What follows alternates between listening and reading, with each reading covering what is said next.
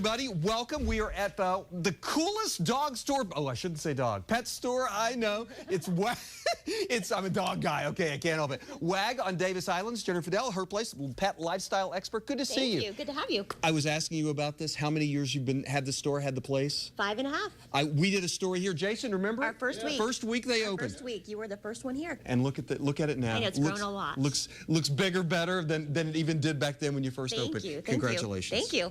It's cool, huh? It's very cool. Very I cool. love my job. I know you do. I know you do. You take care of a lot of dogs and cats. And cats, yeah. All right. Hey, Denise was talking about this earlier. We were showing the treats, and I almost bit into that little pumpkin spice cookie Which you can. Which I can because because it is all natural ingredients such as oat flour, peanut butter, yogurt, carob, spices like cinnamon. All good things. So the only thing it's missing is sugar, which in place of sugar they use molasses or honey. So it's good. It's probably not as sweet as you're used to, but it's still really tasty. And so it's okay for me and it's okay for my pet. Absolutely. Absolutely. All right. This time of year, people are always looking. Oh, I got a statistic. I want to try and find this. That like we spend like $48 million. We had a story this morning. 53% of Americans plan to buy Christmas gifts for their pets. 56% of dog owners will do it. 48% of cat owners. We spend $48 billion a year. Isn't that amazing? And it grows every year, even through the recession. It has stayed pretty constant. So, everybody's going to buy something for their dog or their cat for Christmas. And you pulled a few things here.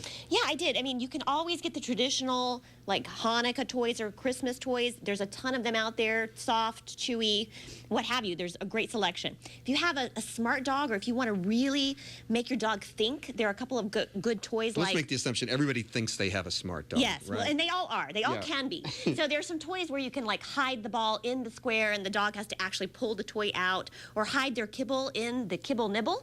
And they actually have to roll it around and work for their treat or work for their food. And then if you have a dog that's really tough on his toys, we have some tougher toys too. And for the pet lover, we have great things. What do you mean? Like if you want to just buy a gift for the pet lover, you can buy a scented soy candle, you can buy a safe dog book, or even just a great magazine. I just saw this. I saw this sitting here, and I've run into trouble on this myself. And people, if you take your dog out on walks, especially in our weather, you really should have something like this, right? Yeah, and that's actually great. It goes right into your console of the car, so you can have water in the car for your dog or cat, and then you can take it with you. Okay. Yeah. Cool. Jason, shall we walk? Can we walk? A little bit. Let's walk. Okay. Well, I want to walk. Let's talk about food, because one of the things you have here that I've learned is food you really can't find anywhere else, especially if your dog has a skin allergy issue. You can find it here, and you can talk anybody through their issues, right? Yeah, I mean, there's something for every dog and every cat, no matter what their issue is. So instead of going a lot of times on a veterinary diet, we can handle it with an all-natural food. So the one that we're looking at right now is by Great Life. That's just a grain-free dog food that has components of freeze-dried raw food in it.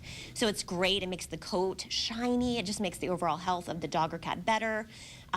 We even have limited ingredient diets for dogs that have skin and coat issues or maybe have digestive problems. Yeah. Just easier to digest, makes the coat look great. So there's really something for every dog and cat. You mentioned that one in particular about raw food, and I know every now and then that comes up as a big deal. Dogs, cats should eat raw food. Where do you fall on that? I feed my dog raw. And I'm a big proponent of it, but it's not for everyone. Not every dog can handle it or a cat can handle it. So if your dog or cat can, we have frozen raw, you can get freeze-dried raw, you can get dehydrated raw food. But if your dog or cat can't handle it, or if you just don't want to go there, I mean, just get an all-natural, good quality food, and your pet will be so much better off. Over there, I'm seeing things like shampoos and things like that, because you can't bathe the dog the way you bathe yourself, right? You really should be careful about that. You should. You don't want to do it every day, certainly. You probably once every couple of weeks would work. And use a shampoo that is soap-free, detergent-free, all-natural, and you'll get a good shampoo every time. Look at this, like vitamins and things like that. Supplements, in case your dog, even if your dog has a digestive issue or a skin and coat issue, or even is just a little nervous, you can give him a calm supplement. Just a teeny tiny bit nervous. And it really goes a long way to help whatever problem they're having. We're gonna have to go to commercial in a second. We got a lot more to talk about, but we're stuck here at we're at some treats here, and I want to mention that because I showed the ones that look like they came from the bakery, but you still have the things that come out of the box, come out of the package. You have all kinds of things. Oh yeah, and a lot of the great thing about it is they're functional. So I mean, some are made with like superfoods like cranberries or greens or things that are really going to benefit the health of the pet. We're gonna take a break. When we come back, we're gonna meet an artist who will do a great portrait We're going to talk about the St. Francis Society, and we're going to show you Willis one more time because Willis is looking for a home to live in. Emily's going to talk about something else going on here. Stick around. We'll be right back. You're going to do this exactly as you saw it and you